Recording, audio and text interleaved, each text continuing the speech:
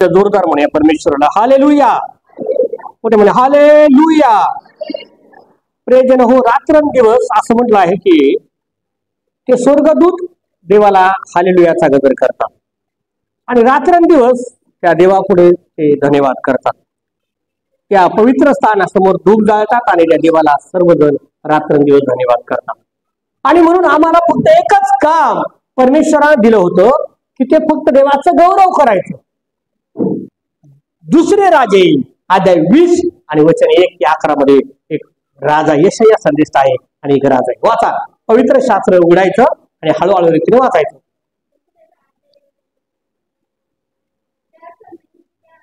त्या दिवसांमध्ये हिजकिय्या राजा आजारी पडला आणि मरायला टेकला. तेव्हा आमोजाचा पुत्र यशाया संदेष्टा त्याच्याकडे येऊन त्याला म्हणाला, परमेश्वर म्हणतो, लक्षात घ्या काय सांगतो यशाया संदेष्टा, परमेश्वर म्हणतो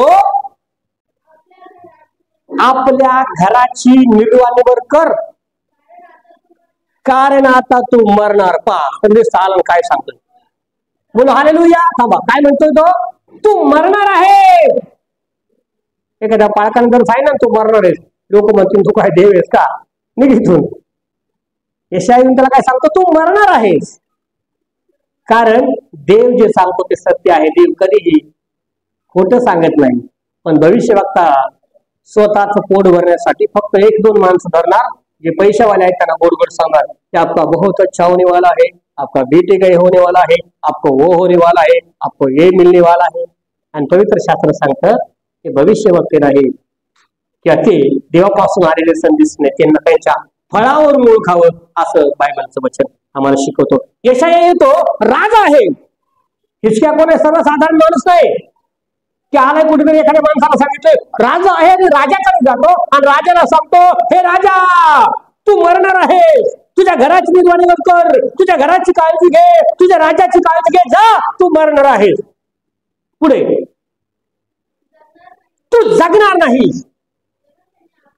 तेव्हा त्या राजाने आपलं तोंड भिंतीकडे केलं आणि परमेश्वराची प्रार्थना केली आणि तो म्हणाला, हे परमेश्वरा, मी तुझ्या समोर कसा सत्यतेने व सात्विक मरणे वागलो आहे आणि तुझ्या दृष्टीनं जे योग्य तेच मी करत आलो आहे, याचे स्मरण कर. अशी मी तुला विनंती करतो. कोण प्रार्थना करत आहे, राजा प्रार्थना करत आहे. जेव्हा राजाला सांगण्यात येतो की राजा तू मरणार आहेस, हे राजा तू जगणार नाहीस. आणि हे खरं आहे की आम्ही सर्वजण एक दिवस मरणार आहोत, पण फक्त कबरेपुरतं आमचं जीवन मर्यादित असलं नाही पाहिजे. की चला आपण चर्चला जाऊ म्हणजे आपली ख्रिस्ती मयत होईल, पेटी करतील, आपल्याला कब्रस्थानात घेऊन जातील. याकरिता ख्रिस्ती जीवन नाही.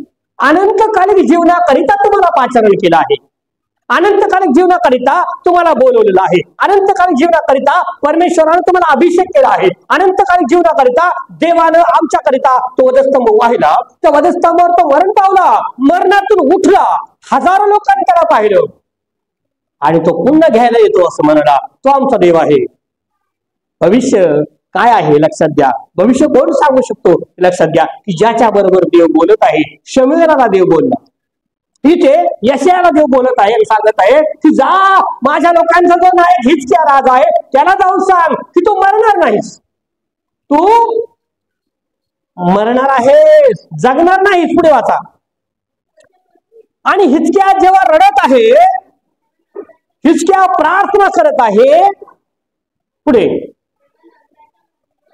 तेव्हा नगराच्या मधल्या चौकात यशाया जाऊन पोहोचतो.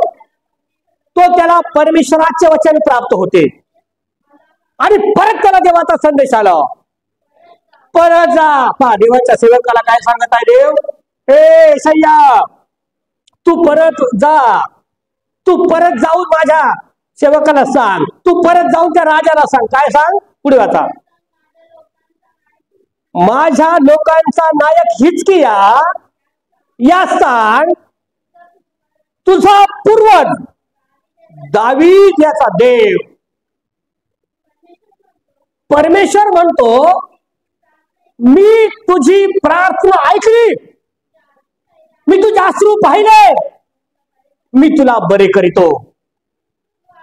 तू आजपासून 3ऱ्या दिवशी पुन्हा देवाच्या मंदिरी जाशील, तू बरा होशील, तुझे गळव बरे होतील. परमेश्वराचं वचन दे बाबा सांगते, हे भविष्य आहे की डायरेक्ट नाव घेऊन त्यानं सांगितलं. यशया सांगत आहे, हे हिजकिया तू मरणार आहेस, जगणार नाही. अंदाजपंचांनी काय पण सांगितलं, लोक त्याच्यात भानवून जातात. तो देव तुमच्याबरोबर स्वतः बोलेल जेव्हा तुमची प्रार्थना त्या देवाबरोबर आहे. तुमचं नातं त्या देवाशी कनेक्ट आहे, आमचं नातं त्या देवाशी घनिष्ठ आहे. आमचा देव आमच्या बरोबर बोलण्यासाठी तयार आहे. तो त्या राजाला बोलत आहे. राजाला काय सांगतो की मी तुला काय करीन, बरं करेल, तुझे रोग मी बरे करेल. आणि असं म्हणलं की इतक्या बरा झाला. तो म्हणतो की मला प्रमाण दे, तू मला काय करशील तर. तो म्हणतो शंकू यंत्र आहे ना, याच्या वर्षी सावली पुढे जावी का मागे जावी.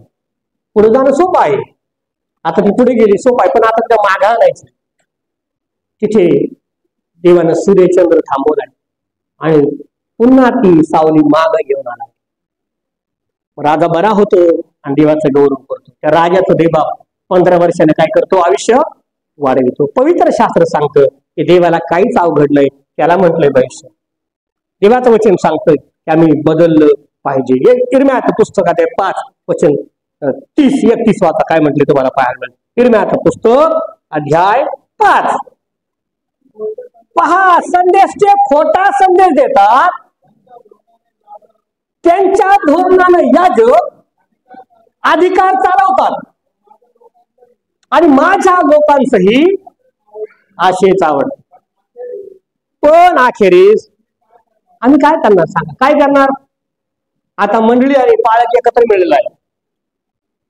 पाळक गोड गोड बोलतो आणि मंडळी त्याचं ऐकते, लोक हलवते आणि त्यांनाही लोकांना पण तेच आवडते. असं जगात चालू आहे. मी म्हणत नाही बरं का, माझ्या म्हणणं बायबल सांगतं काय होतं, गोड गोड गोड गोड वचन फक्त वाचली जातात आणि जे वचन उद्याला टोचतात लागतात त्यांना बदली जातात. आपलं माझ्यासाठी नाही असं बायबल उघडायचं आणि तिथं लिहिलं असताना कठीण की तुमच्या पापांची क्षमा मागा, आपण हे माझ्यासाठी पुढे बदलायचं. पवित्र शास्त्र काय सांगतं ते लक्षात घ्या. इर्म्या हा संदेश आहे, हा जाऊन सांगत आहे, मंडळीला संदेश देतो आणि तो काय सांगतो की लोक खोटा संदेश देतात सध्याचे आणि मंडळी त्याच्याप्रमाणे आचरण करते. मिळून मिसळून सगळं चालू कारभार. आणि देवासं बोलतो लोक तरी काय करणार. लोकांना पण काय होतंय, खरं बोललं तर बोला, खरं बोललं तर, खरं बोललं तर तुम्हीच म्हणतात, मी म्हणतात का खरं बोललं तर टोचतंय. लोकांना ना आवडत खरं एखादं म्हणलं ना तुम्ही रविवारी घरी राहता ते बरे राहील, देव पहा. आम्हाला काही काम नाही लोक दुसरे. शास्त्र काय सांगतं पहा, भविष्य सांगण्याची पद्धत कशी आहे किंवा भविष्य कोण सांगते.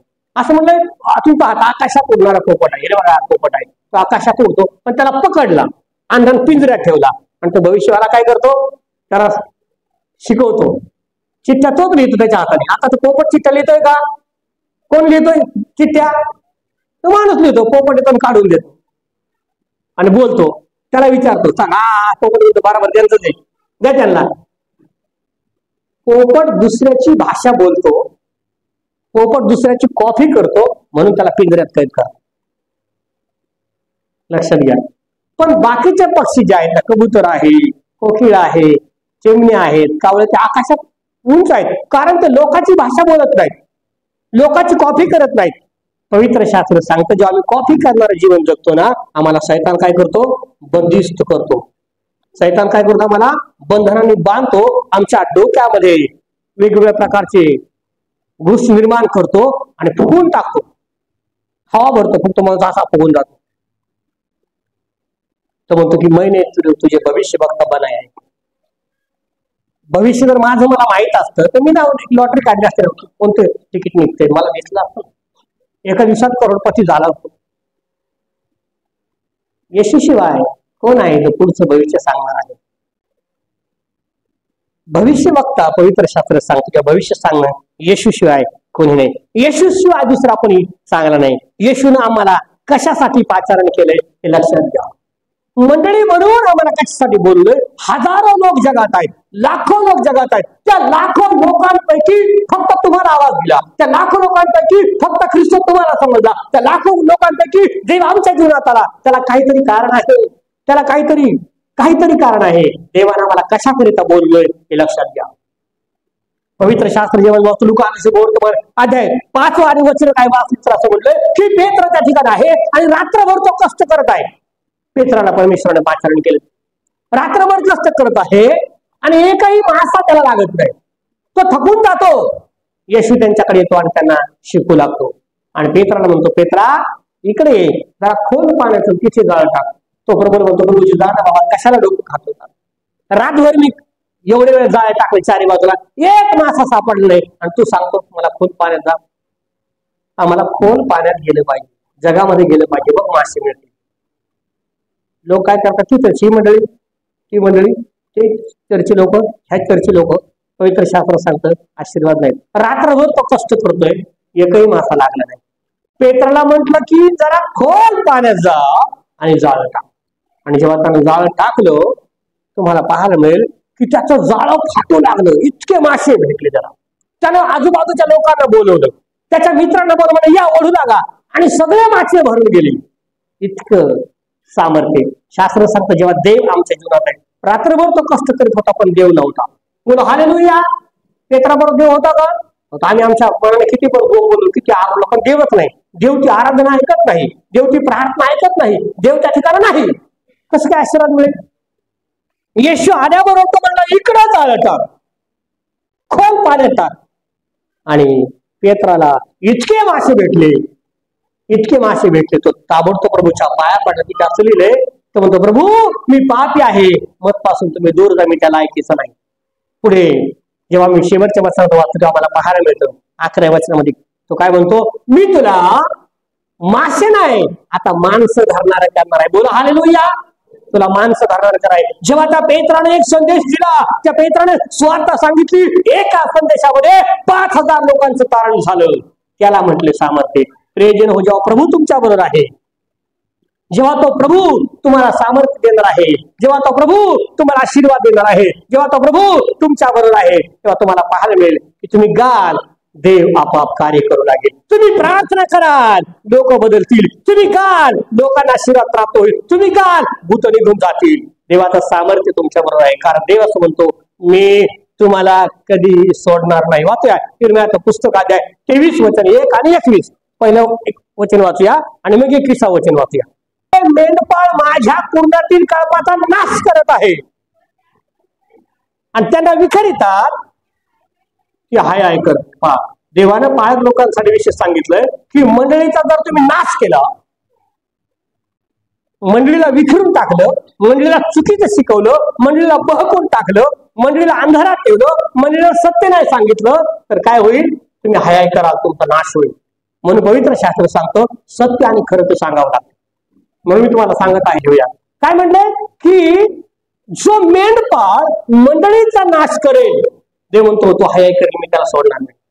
आणि म्हणून चुकीचं काय शिकायचं नाही, चुकीचं काय शिकवायचं नाही, देवाच्या मागे चालायचं. जेव्हा तुम्ही देवाच्या मागे चालाल तेव्हा देव आम्हाला आशीर्वाद देईल. आशीर्वाद दिल्याशिवाय तो जाणार नाही. 21 वचनामध्ये वाचा काय म्हणतो. हा काय म्हणतो तो, मी या संदेश त्याला पाठवलं नाही तरी तो धावत सुटला. मंडळांमध्ये पाच ज्यानं त्यानं उठावं, काम नाही, नोकरी चांगली लागणार, बायबल बगरत मारलं की झाला, 2-3 लोक जमा केले का पाळत झाला. गावाकडे जर आमच्या पाहिलं असं म्हणतात लोक, डोंगरावर दगड उचलला का पाळत. तसे मंडळांमध्ये हा बरोबर तो सिस्टर, हा बरोबर ती सिस्टर, हा बरोबर गल्लोगल्लीनं पाळत झाली. एखादा काय पवित्र शास्त्र माहित नाही, एखादंही पाचारण झाले नाही. पवित्र शास्त्र सांगतं त्याकरिता देवाचं कॉलिंग आहे का हे लक्षात घ्यावं लागतं. शमूएलाला देवानं बोललं, म्हणजे शमूएला तो म्हणतो, बोल, तुझा दास ऐकत आहे. बोल हालेलुया. इतकं सोपं नाही सेवा करणं, काट्यांच्या मुकुटावर बसावं लागते. सेवा करणं म्हणजे वधस्तंभ घेऊन चाललं. येशूने म्हणलं की जर तुला माझी सेवा करायची आहे तर सोडून दे सगळं.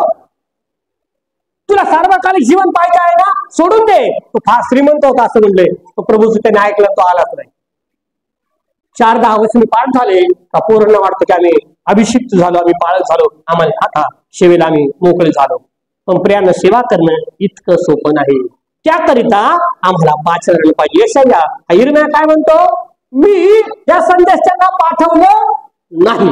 मी नाही म्हणत हा, देवाचं वचन म्हणतंय मी या संदेशांना पाठवलं नाही, मी त्यांना सांगितलं नाही, पण तरी ते धावत सुटले आणि माझ्या नावानं खोटा, तिथं काय लिहिलं म्हटलंय, खोटा संदेश लोकांचं पाहायचं, लोकांना गोड गोड गोड लोक किती सुंदर पाळत साहेब तुम्ही संदेश दिला हो, किती छान. सगळे त्यांची स्तुती करायची, त्यांचं पाप नाही दाखवायचं, त्यांची स्तुती करायची. का स्तुती केली तर इधर ताल आहे उधर माल आहे. आणि बायबल सांगतं की तुम्ही देवापासून त्यांना दूर घेऊन जातात. खरं सांगा त्यांना की देवाच्या पवित्र जीवनामध्ये वाढा, पवित्र जीवनामध्ये वाढा. इर्म्या 23 वचन 29 वाचा काय म्हटलंय. परमेश्वर म्हणतो माझे वचन अग्नीसारखे खडकाला फोडून तुकडे तुकडे करणारे हातोड्यासारखे नव्हे. काय लक्षात घ्या, देवाचं वचन सोपं साधं गोड गोड आहे असं नव्हे, तर ते काय म्हणतंय अग्नीसारखं अग्नी सगळं जाळून टाकतो, काय ठेवत नाही, त्याला पाप चालत नाही, त्याला वाईट गोष्टी चालत नाही, त्याला कुठल्याही प्रकारची अनर्थ चालत नाही. एवढंच करतो म्हणतो की हातोड्यासारखं आहे, दगडाला खडकाला फोडून टाकणार आहे. देवाचं वचन आमच्या जीवनामध्ये कार्य करायला लागलं पाहिजे, देवाचं वचन आमच्या जीवनामध्ये काम करायला लागलं पाहिजे. मग तुम्ही पाहाल की तुम्ही आशीर्वादानं भरलेले लोक आहात. तुम्ही स्वतः प्रार्थना कराल आणि तुम्ही बरे व्हाल. बोला हालेलुया. तुम्ही प्रार्थना कराल आणि देव ती प्रार्थना ऐकेल. आणि म्हणून आम्हाला देवाचं वचन वाचायचं आहे, ते पाठ करायचं आहे, त्याप्रमाणे आचरण करायचं आहे. यशनं म्हटलं मार्ग सत्य आणि जीवन मीच आहे, दुसरा कुठलाही मार्ग नाही स्वर्गात जाण्याचा. म्हणून म्हटलं पश्चाताप करा, पश्चाताप करा, पापांची क्षमा मागा, कारण दुसरा कुठलाच मार्ग नाही की जो मार्ग आम्हाला स्वर्गात घेऊन जाईल. तो एकच मार्ग आहे आणि तो म्हणजे आमचा प्रभू येशू ख्रिस्त आहे. 32 वचन आपण वाचूया, इर्मया आणि 23 वचन 32. परमेश्वर म्हणतो पहा, हा हे संदेश ते खोटी स्वप्ने संदेश म्हणून सांगतात, त्यांच्या विरुद्ध मी आहे. ते माझ्या लोकांना आपल्या लबाडीनं आणि आपल्या गोड कुतूर भाषणानं थकवितात. मी तर त्यास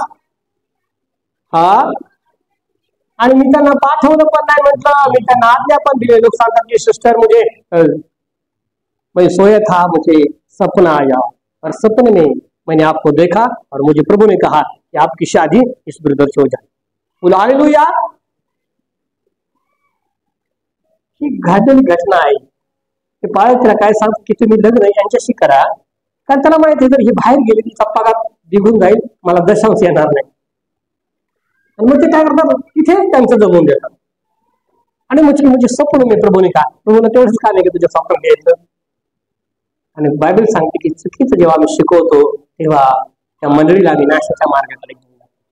प्रभू तुम्ही त्यांना सांगितलं नाही आणि स्वप्नही मी त्यांना पाठवलं नाही, पण ते माझ्या नावानं बळद खोटं नाटक सांगत सुटतात. पवित्र शास्त्र सांगतं पहा, चला देवाला आपण धन्यवाद देण्यासाठी सर्वदा तयार असलं पाहिजे. चला देवाचं वचन लय भारी झालं असं म्हणून म्हणतात. बाळासाहेब देवाचं वचन लय भारी होतं. देवाच्या वचनाला भारी कधीच म्हणू नका, चांगलं म्हणा, की आत्म्याचं पुनर्जीवन करणार आहे असं म्हणा. देवाचं वचन माझ्याकरिता होतं असं म्हणा. वाचूया आपण इर्म्याचं पुस्तक आता 5 वचन 22, 5 वचन 31, 5 वचन 25. परमेश्वर म्हणतो हा तुम्ही माझे भय धरणार नाही का, माझ्या पुढे थरथर कापणार नाही का. पहा देव काय म्हणतो, परमेश्वर म्हणतो तुम्ही माझं भय धरणार नाहीत का, तुम्ही माझ्या पुढे थरथर कापणार नाहीत का, तुम्हाला माझी भीती वाटत नाही का. मी तर समुद्राला वाळू ही सीमा घालवून दिली. बोला पुढे. ती सर्व कायची मर्यादा त्याच्या चालं ओलांडत नाही, त्याच्या लाटा उंच उडाल्या उचंबळल्या तरी त्यांचे काही चालत नाही. त्या गर्जना करीतात तरी त्यांना ही सीमा ओलांडत नाही. पण तुम्ही माझे लोक माझं ऐकत नाही. देव काय म्हणतो, समुद्र आहे ना, समुद्र अथांग सागर आहे, त्याच्याकडे पाहिलं ना तर डोळे संपून जातात, दिसत नाही, तितका अथांग आहे. आपण म्हणतो की पुढे सगळं पाणी पाणी दिसते, आता दिसायचं बंद होतं, इतक्या लांब तो आहे. मुंबई पासून सुरू झालं तर माहित नाही तो कुठे पोहोचलाय, अमेरिकेला गेलाय का ऑस्ट्रेलियाला गेलाय, आणखी कुठे गेलाय आम्हाला नाही माहिती. आम्ही त्यातून फक्त पाहतो किती अथांग सागर आहे, अथांग मोठा समुद्र आहे. देव म्हणतो पण त्या समुद्राला मी वाळून सीमा करून दिली. तो समुद्र गेट ऑफ इंडियाला आहे म्हणा किंवा मरीन लाईन आहे, त्याला वाळून सीमा दिली. त्याच्या बाहेर ते येत नाही. तो आला का, चला समुद्राला आज जाऊ, शेंबूरला फिरून, चला उद्या जाऊ आपण भांडुपला जाऊ, परवा आपण वाशीला जाऊ, जातोय का तो त्याची सीमा सोडून? पण मनुष्य आज इकडं उद्या तिकडं परवा तिकडं, त्याचं मन एका थाक्यावर एकाच थाऱ्यावर नाही. देवा असं म्हणतो, मी समुद्राला सीमा घातली, माझे लोक मला थरथर कापणार नाही का, भिणार नाहीत का? आणि आम्ही पाहतो की देवाचे लोक जेव्हा भय सोडून देतात तेव्हा मरण त्यांच्या जवळ आहे. पवित्र शास्त्र सांगतं परमेश्वराचं भय आयुष्य वाढविते. परमेश्वराचा भय ज्ञानाचा प्रारंभ आहे, पण ज्यांच्या जीवनात देवाचं भय नाही त्यांना मरण आहे.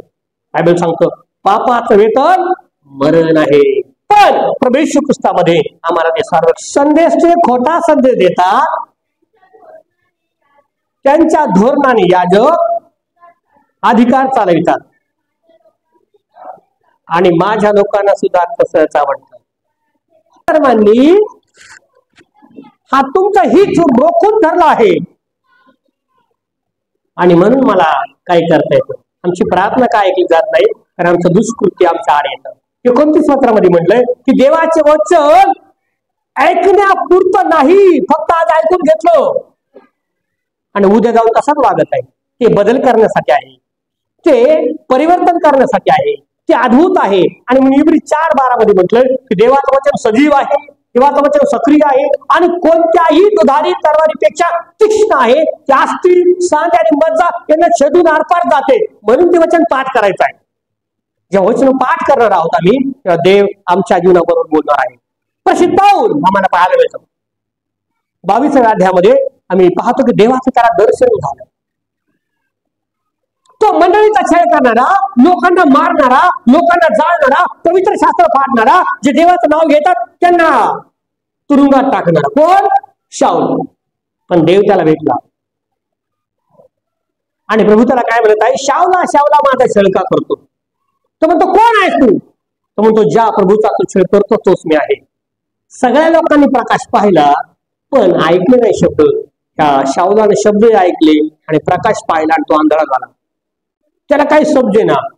पवित्र शास्त्र सांगतं जेव्हा त्याची भेट देवाने घेतली ना तेव्हा तो बदलला, असा बदलला की आपण कुठल्याही शब्दात त्याचं वर्णन करू शकत. असा बदलला की त्यानं पवित्र शास्त्राचं लिखाण केलं. असा बदलला की त्यानं हजारो मंडळ्या तयार केल्या. पवित्र शास्त्र सांगतं जेव्हा प्रभू जीवनात येतो ना, संसार शून्य आम्हाला वाटतो, जगातल्या गोष्टी शून्य आम्हाला वाटतात, जगातलं कुठलंही काम आम्हाला शून्य वाटतं देवाशिवाय, कारण देव आमच्या अद्भुत जीवनात काम करणार आहे. मग तो म्हणतो जुना स्वभाव सोडून दिला पाहिजे. तो अगोदर मंडळीचा छळ करणारा होता, तो मंडळीसाठी मरायला तयार. जुना स्वभाव सोडला पाहिजे. आम्ही तसेच जुन्या स्वभावाने येतो, वर्षानुवर्ष जुन्या स्वभावात जीवन जगतो, वर्षानुवर्ष तसेच राहतो आणि मग शेवट येतो पण तरी आम्हाला ख्रिस्त समजत नाही. जुना स्वभाव गेला पाहिजे. लक्षात घ्या, जुनं काय आहे जीवनात आठवण करा.